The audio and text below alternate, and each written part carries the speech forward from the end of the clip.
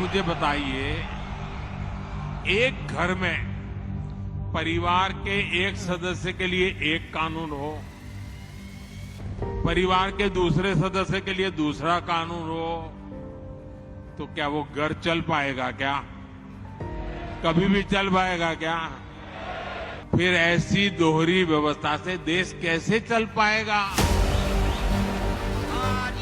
देश के सबसे बड़े मुस्लिम संगठन जमीयत उलेमाए हिंद के प्रमुख मौलाना अरशद मदनी प्रधानमंत्री मोदी के बयान से मायूस हैं। उनका कहना है कि प्रधानमंत्री मोदी के बयान के बाद समान नागरिक संहिता को लेकर बनाए गए लॉ कमीशन का कोई मतलब नहीं। साथ ही मौलाना मदनी ने देश के मुसलमानों से सड़क पर ना उतरने की अपील भी की है।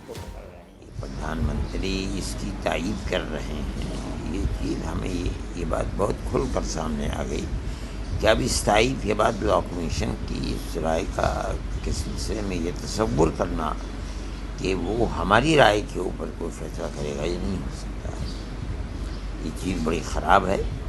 अगर वाकई वो लॉ कमीशन को हाँ और ना दोनों का इख्तियार देते तो उन्हें खुद प्राइम मिनिस्टर होने के हैसियत से तकरीर के अंदर ये बात नहीं करनी चाहिए। अब ये बताइए कि इस सूरत हाल के अंदर मुसलमान क्या कर सकता है? मैं पहले भी इस बात को समझता था, इसीलिए मैंने मुसलमानों से कहा था कि वो सड़कों पर एहतजाज ना करें, हम नौमान के साथ अपनी बात को लिख दें।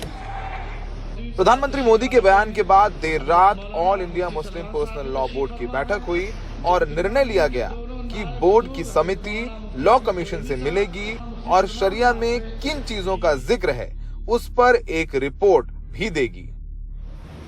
बीजेपी के मुस्लिम नेता भी सामने आकर मुस्लिम संगठनों को जवाब देते नजर आए कि इस कॉमन सिविल कोड से किसी के धार्मिक आस्था, किसी के धार्मिक जो उनका काम करने का तरीका है या उनके धर्म है, उस पर कोई अतिक्रमण नहीं है। 80 से ज़्यादा देश हैं जहाँ पर कॉमन सिविल कोड है। कॉमन सिविल कोड मुसलमानों के लिए आ रहा है क्या? किसी एक धर्म और जाति के लिए आ रहा है क्या? ये कॉमन सिविल कोड समाज के सभी वर्गों को अलग अलग कानूनों के मकड़ जाल से मुक्त कराने के लिए आ रहा है। समाज के सभी वर्गों को इंसाफ देने वाला है, के इंसाफ की सुरक्षा के लिए है, ईमान की सुरक्षा के लिए है, इंसानियत की सुरक्षा के लिए है। भारत के संविधान में भी प्रधानमंत्री मोदी के संकेत के बाद भी कांग्रेस के नेता मांग कर रहे हैं कि सरकार यूनिफॉर्म सिविल कोड पर औपचारिक तौर पर अपना स्टैंड साफ करे।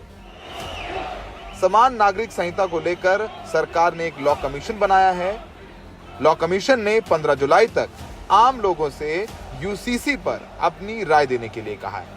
ऐसे में प्रधानमंत्री मोदी के बयान की टाइमिंग पर सवाल उठने लाजमी है। बीजेपी के 3 बड़े एजेंडे थे। एक राम मंदिर जो बन रहा है, दूसरा कश्मीर से 370 धारा हटाना, वो हट गई, और तीसरा यूनिफॉर्म सिविल कोड जो बाकी है। और उसकी पिच प्रधानमंत्री मोदी ने 2024 के लोकसभा चुनाव से पहले जिस राज्य में विधानसभा चुनाव होने वाले मध्य प्रदेश में, वहां से तैयार कर दी है। इशारा साफ है कि अब प्रधानमंत्री मोदी की अध्यक्षता में ही सही बीजेपी यूनिफॉर्म सिविल कोड लागू करने के लिए जो तैयारी होती है वो शुरू कर चुकी है और चर्चा प्रधानमंत्री मोदी ने खुद शुरू कर दी है।